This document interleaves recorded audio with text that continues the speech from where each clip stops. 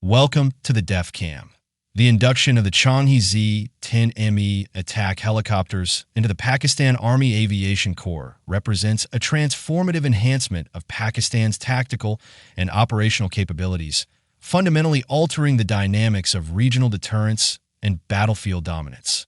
These helicopters, the first units of which arrived at a Punjab-based Army aviation facility on June 30th, 2025, incorporate cutting-edge Chinese aerospace technologies specifically engineered to address Pakistan's unique operational requirements, particularly along its eastern border and in diverse terrains ranging from arid plains to high-altitude sectors. The acquisition follows protracted procurement challenges, including the United States' refusal to grant export licenses for engines powering the Turkish T-129 attack helicopters and the delayed delivery of American AH-1Z Vipers, which compelled Pakistan to seek reliable alternatives aligned with its sovereignty and immediate defense needs.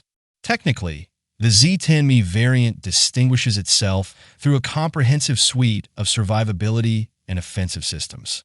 Powered by twin WZ9C turboshaft engines, each generating 1,200 kilowatts of power, the helicopter achieves a 30% increase in power-to-weight ratio over its predecessors, enabling superior high-hop performance at altitudes exceeding 6,400 meters. A critical advantage in Kashmir's mountainous regions where India's light combat helicopters face operational limitations.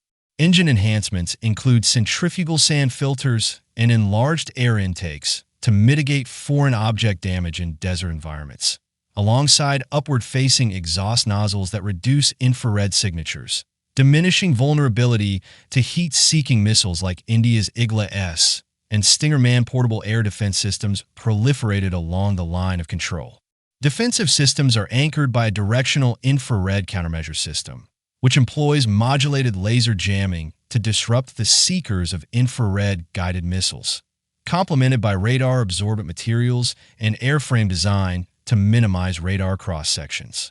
The integrated electronic warfare suite features active electronically scanned array-based electronic support, enabling real-time geolocation and classification of ground-based radars, communication nodes, and surface-to-air missile guidance systems, while the UHWA millimeter wave fire control radar provides 360-degree situational awareness, synthetic aperture imaging, and ground-moving target indication at ranges beyond 15 kilometers, even in adverse weather or terrain clutter.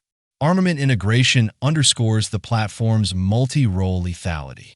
The Z10 ME carries a mix of air-to-ground and air-to-air munitions across 6 external hardpoints, with a payload capacity of kilograms.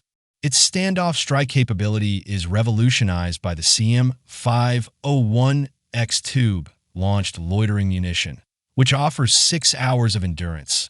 Artificial intelligence-enabled target recognition via electro-optical and infrared and radar sensors, and a 70-kilometer operational radius for autonomous top-attack engagements against armored vehicles or high-value targets behind cover.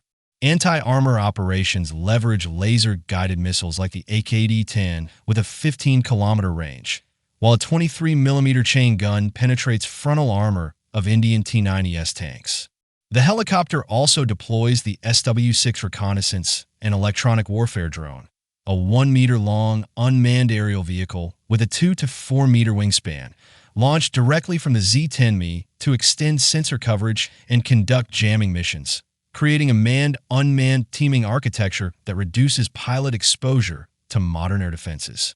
Operationally, the Z10 ME will function as a node within Pakistan's indigenous network-centric warfare infrastructure, linked to the Karakoram Eagle airborne early warning aircraft, ground-based silent curtain electronic warfare systems, and infantry tactical data terminals via the Link 17 data link.